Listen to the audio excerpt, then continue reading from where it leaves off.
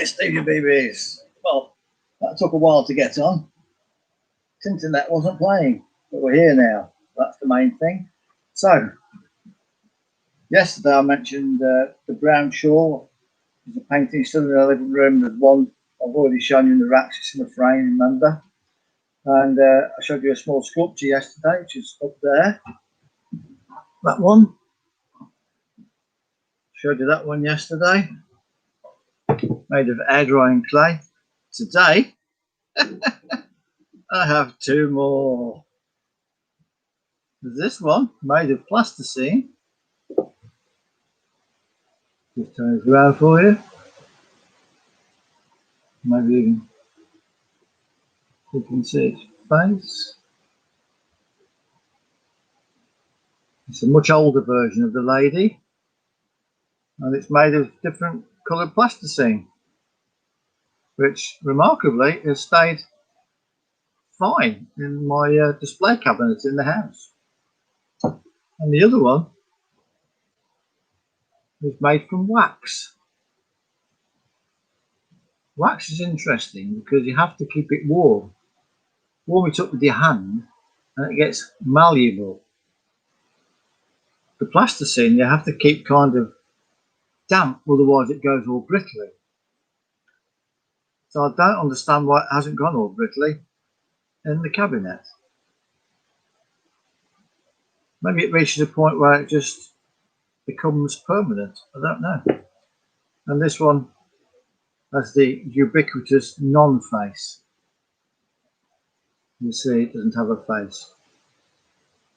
It literally is just a pair of legs and a brown shawl. I'd never used wax before, so it was an interesting experience. And the good thing about this is, of course, that I could just melt it down and do it again if I wanted. And then because it's wax, and this is why I did it really, was to make a mould, which you call it wax. When you lose the thing, you melt the wax, it pours out, you're left with the mould. Oh, I forget the term for it now. But then I didn't get around to doing that. I think I could have done that better, but it has a joy of its own, doesn't it? And when you see all three of them together, let me see. Oh, all three of them together. It's probably worth buying just as a complete set.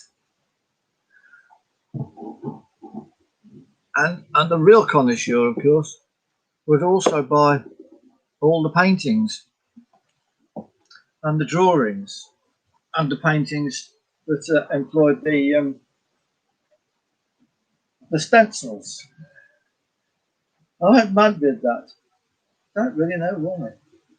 But I get like that. I think it's part of the Aspis thing, or the obsessional compulsion sort of thing. I don't know, but I do tend to do things over and over again. But I'm not the only artist in the world to do that. Edvard Munch, I discovered, did this painting of ladies going over a bridge at least 16 times, each time slightly different. Person might have moved or been taken out or been added, but it was ostensibly the same painting at least 16 times, to my knowledge. Maybe it's an artist thing that we get obsessed with it, a bit like Anthony Gormley is always, I don't know if he still is, but he was always making casts of his own body and using those as things that stand up in the beach, stand up in the town, hang from the roof. But he was kind of obsessed with that, wasn't he? Damien Hirst, of course, is obsessed with death and dying. So yeah, I think maybe it's an art thing. Maybe artists get a bit obsessed by certain topics, and perhaps not all their life the same topic. Perhaps they exhaust one topic and then discover another topic. I think it's all very fascinating. So there we go. On the taxis today, on Thursday, the 13th of August. The 13th, is that coincidental? It isn't Friday, but it was absolute shite. Absolute shite. Just sat there nearly all day doing absolutely nothing. They and the government apparently have told us we are now officially in a recession. I think we actually were in a recession before, because the taxi trade is always the first to feel it, and we haven't been earning that for a long time now. But today was actually the worst. I think I've lived through 3 recessions during my taxi driving career, and it's never been as bad as today.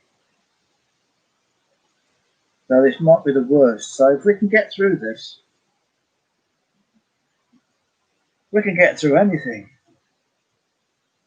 So let's be true Brits.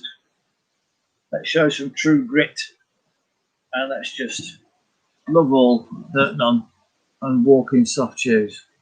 See you later, babies.